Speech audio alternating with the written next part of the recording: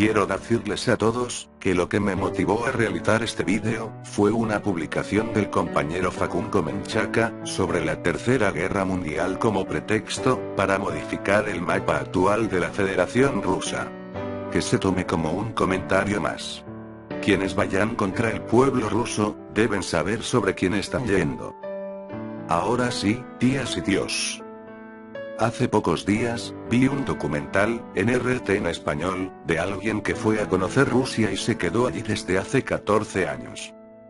Este hombre decía: para conocer el alma de Rusia, hay que conocer a Tolstoy. Quiero hacer una reseña, muy sintética, sobre el alma rusa, el espíritu de su pueblo, y es que encontré algo, que se remonta, al pasado de Rusia. Y entiéndase bien, que no hablo de la Rusia de hoy, sino del origen de ese espíritu y de esa alma, sus raíces templadas en las más inimaginables situaciones de vida. ¿Qué es lo que templó al pueblo ruso?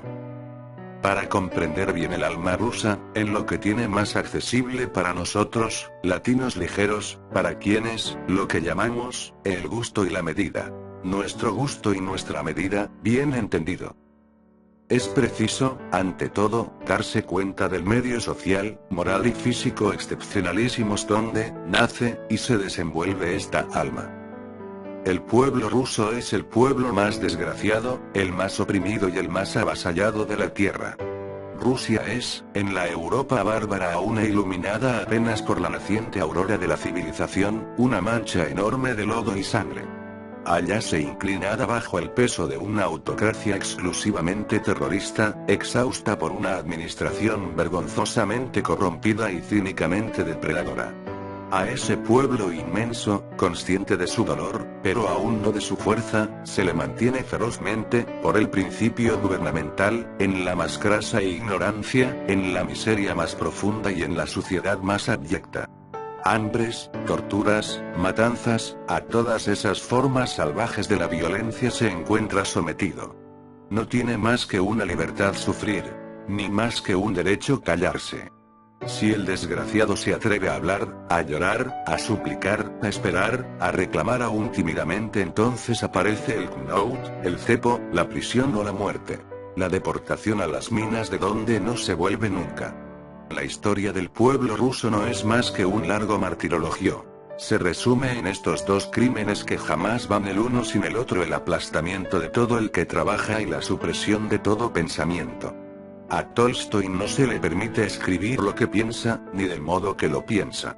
Se tachan, se enmiendan y se corrigen sus obras inmortales.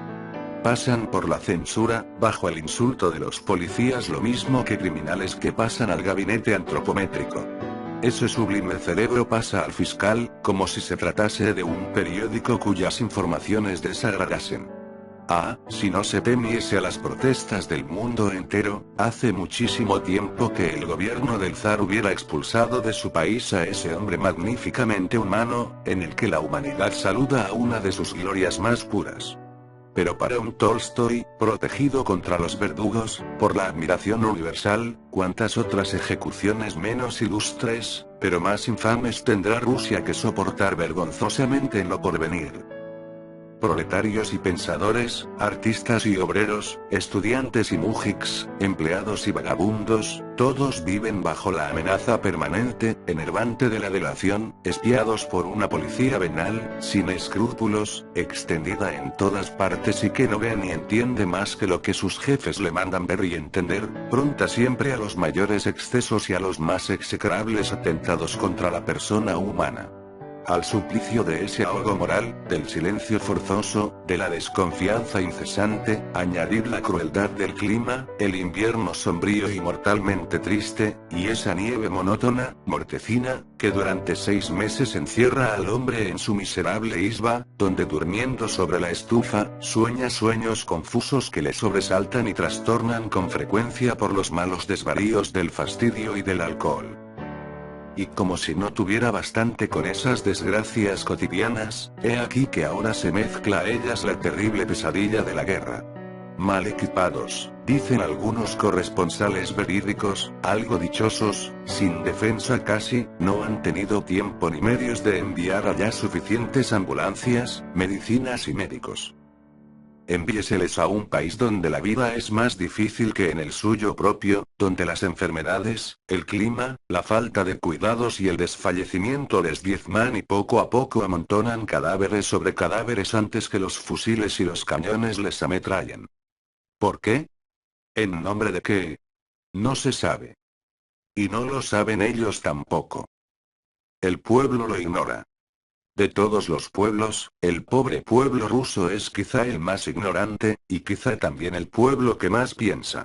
El que piensa más en sí y mira más a su alrededor, a costumbre del silencio, la necesidad que tiene de reflexionar constantemente sobre él mismo, la infinita tristeza, la infinita melancolía de los paisajes delante de su casa, el recogimiento, la suspicacia, el temor, todo eso hace que su vida interior sea mucho más intensa, más profunda, que la de aquellos países, donde con el sol el hombre puede hablar, reír, divertirse y solazarse sobre una tierra amiga y bajo un cielo dulce y alegre.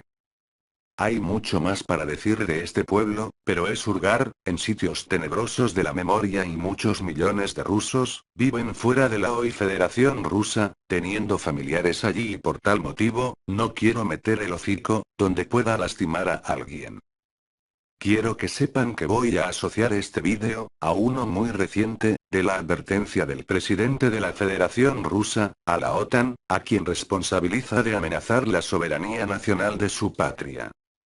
Lo que deja claro, que lo anterior, hacía referencia exclusivamente al pasado. Hola a todas y todos mis compatriotas argentinos y de la patria grande. Esto fue difundido ayer 26 de diciembre de 2014. Presten atención, porque considero esta, una información urgente y al mismo tiempo alarmante. Venimos hablando del tema, pero parecería ser que somos predicadores en el desierto. Sé que el tema, mete miedo, pero sirve de algo, taparse los ojos y oídos. Esto es una advertencia del presidente de Rusia, Vladimir Putin, y creo que no es un tío, que ande repitiendo lo que dice, por lo que creo, no es una advertencia más. Las cosas se están acelerando y más rápido que nuestros cálculos, así que miren el vídeo y opinen. Prevenir un conflicto nuclear u otro de cualquier tipo es la base de la política militar rusa. Así se publica en la nueva redacción de la doctrina bélica difundida este viernes por el gobierno. La gran diferencia respecto al documento previo consiste en la ampliación de la lista de amenazas interiores y exteriores para Rusia. Entre ellas se destaca la desestabilización sociopolítica del país y el terrorismo a nivel mundial. Además, por primera vez figura dentro del listado el denominado impacto global de Estados Unidos y la expansión de la OTAN. Según el documento, Rusia tiene derecho al uso de armas nucleares en respuesta a las mismas acciones contra esta nación y sus aliados en caso de que la existencia del Estado corra peligro. Según el documento, Rusia tiene derecho al uso de armas nucleares. Según el documento, Rusia tiene derecho al uso de armas nucleares. Según el documento, Rusia tiene derecho al uso de armas nucleares. Según el documento, Rusia tiene derecho al uso de armas nucleares.